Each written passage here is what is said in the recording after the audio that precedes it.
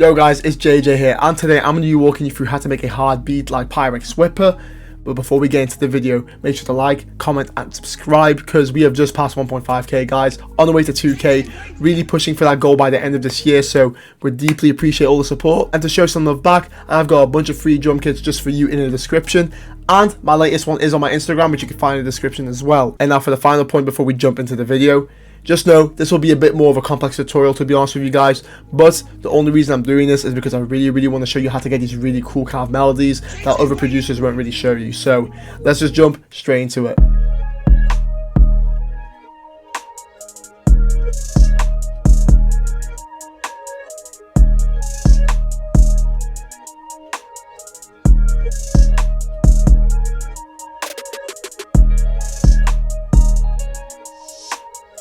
First thing to note, we are doing this at 130 BPM in a scale of F minor, but that's only for now. And we are using a nice preset from Omnisphere called the Classic Nylon Guitar, and that's in the guitar bank. But if you don't have Omnisphere, use a VST of your choice, which has a guitar preset. First thing I actually did, lay down this nice little pattern. It's a 4-bar that loops over twice, so you know, got an 8-bar now. But to break it down, let's just focus on this nice little 2-bar over here. But looking at it, we essentially started off with a nice little minor chord, which is what I was playing, strummed it out as you could see, and just played around with the notes, chopping them up, letting them play over again and again. And then over here, just took it down from a G sharp to a G, just to make it a bit darker, giving it a nice little, you know, bit of tension. And then I added these other notes over here, just to add a bit more of an accent to it, and it really did bring out a lot more into the melody. And in terms of variation, all I actually did was just add this extra note over here. And an important thing to note about this kind of melody, when you go onto the magnet tool, use your 1/3 steps, your 1/6 steps, 1/6 beat, and third beat, because when you do these Pyrex kind of beats, a lot of this stuff is done in like a third kind of metronome thing, or you could call it like a triplet. But then the final thing I did to the guitar was click Alt R to randomize the velocity. But for the effects, I added a nice little bit of halftime, just to give it a bit more of a slower, darker vibe. Then I added an EQ to cut off all the unwanted lows that comes from that halftime. Then some RC20 just to give it a bit of a vintage touch. And last but not least, some Valhalla vintage verb just to add some ambience to the guitar sounds. And now the next component within the main melody is actually a preset from Meltron 5, and it's the bass preset known as the Strawberry Flute. Really dope preset. And again, if you don't have this, use a flute of your choice, or if you can play a flute, you know, do that as well. And looking at this pattern, it is very simple, but to break it down, we just got a nice little kind of minor chord here. Again, just like how we had with the main melody before, going from an F to a G sharp into a C, and then making use of these notes up here with a G into an F and then back into a C. Essentially, kind of playing another minor chord again, but just breaking it down. Then I loop it over for the second half of the 4-bar, but all I did was add F and then another C for a bit of variation, and then clicking Alt R, I randomized my velocities yet again, just to give it a bit more of a human touch. But to be honest, the effects on this were very simple. All I did was get an EQ cutting off some highs and lows. Then I added some Soothe 2 with the default preset just to compress any harsher frequencies. And then last but not least, some more Valhalla vintage verb to really add that ambience that we have from them Pyrex beats. Then the next thing I did, go over here, click these two, right click, and then click quick render as an audio clip. Then we got the substitute, which is both that guitar and that flute. Then I clicked reverse to reverse it, of course, and then took it down 4 semitones in total, taking it from an F minor into a C sharp minor. And now with all that being said, this is what the main melody for a Pyrex Whippa beat sounds like.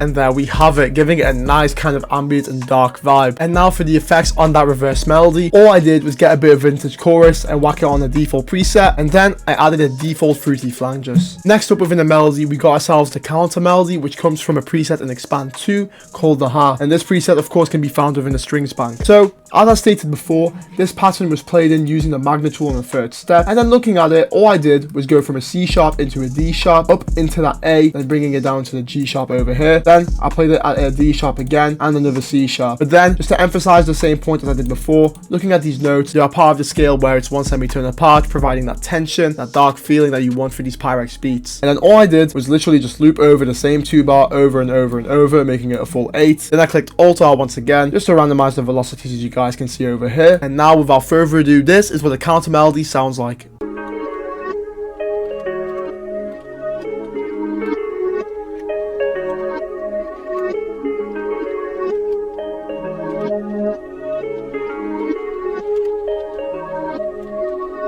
As for the effect, it was very simple, to be honest. I got an EQ, or should I say a telephone EQ, which is just cutting off my highs and my lows. Then I added an instance of Valhalla Vintage Whip again, just to add some ambience and some reverb to the whole sound. And last but not least, I stereo separated the sound around 47%, again to widen it within the headphones and provide that extra space between all the sounds. And last but not least, within the whole sample, I got myself an instance of Analog Lab 5 using a preset called the Source Bass, which can be found in Max Shooters and Easy A's, or however you pronounce his name, the Artillery Bank super dope bass preset. And looking at the pattern, it's essentially just the reverse of what the original bass notes were, which was that F sharp going down to a C sharp, I believe. But of course, we had to flip it over because we reversed the whole main melody. So that leaves us with a G sharp going into a C sharp. And before I played the sample, the final thing I actually did was just whack on the sound shifter, taking the whole sample up 7 semitones, meaning we went from an F minor into a C sharp minor, and now 7 semitones higher into a G sharp minor. And without further ado, this is what a sample for a Pyrex Whippa beat would sound like.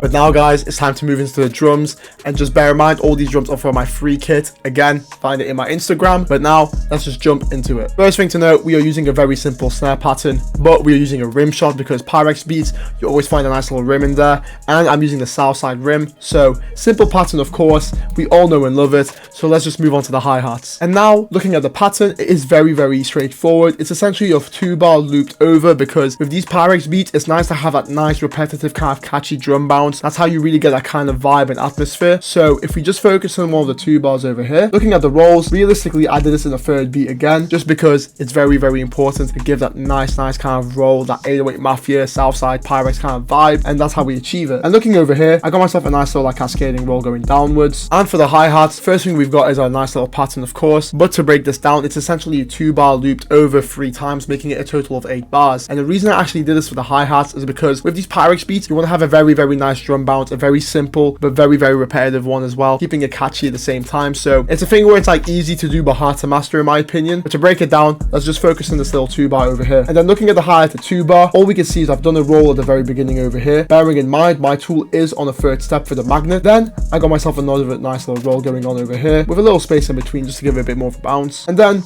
this nice little roll here is one of my favorite kind of rolls to do. Really, I find it a bit hard to do it on the 3rd step, so I go into a 3rd beat, but as we can see, that is a lie. So I'd go into a 6th beat and I'll just place this nice little pattern down, and it gives it a very unique bounce, and then leading that all the way into this nice little 6th roll. And all I do, copy and paste it 1, 2, 3 times, and we have a full 8 bar. So this is what the hi-hats and the rim shots sound like for a Pyrex beat.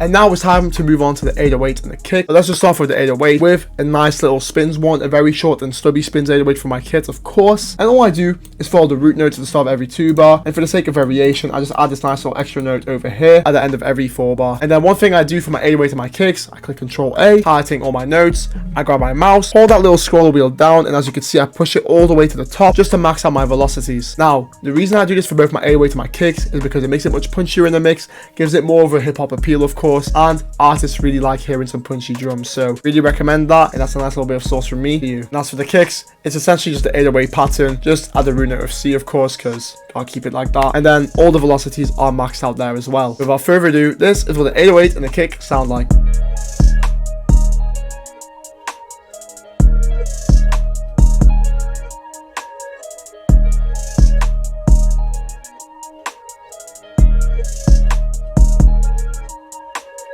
And there you'll have it. Next up, we got ourselves the final 2 components, one of them being this nice little reverse open hat from the kit. Plays every 2 bars, we can see from this one over here, and then I just copy and pasted it 3 more times to make a full 8 bar. And now last but not least, as I said, the final component is a nice little snare roll at the end, using that nice little DY snare from the kit. And if we just zoom in all the way down over here, the way I made this roll was going back onto my magnet tool, going into a 6th beat, or shall I say a 3rd step, and as we can see, place a nice little roll over here with a higher octave, then played with the pitches, of course, taking it down here to here. I got myself the final roll going on at that G sharp. And now without further ado, this is what a Pyrex Whippa beat sounds like.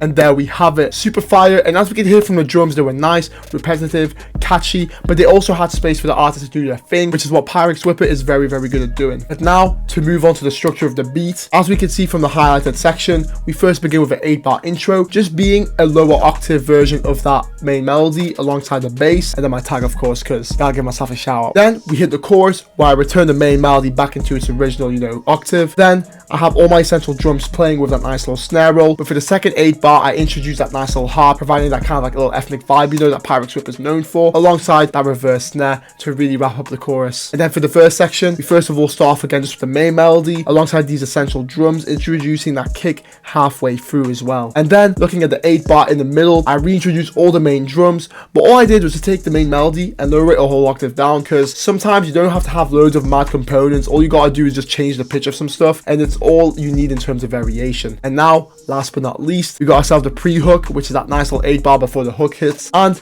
we're using a low octave main melody again alongside that bass, and then have that snare roll to roll us back in to that chorus. And then all I did was copy and paste my chorus, copy and paste my verse one more time, and then my chorus for the final time. And guys, there you have it, a full tutorial on how to make beats just like Pyrex Whippa.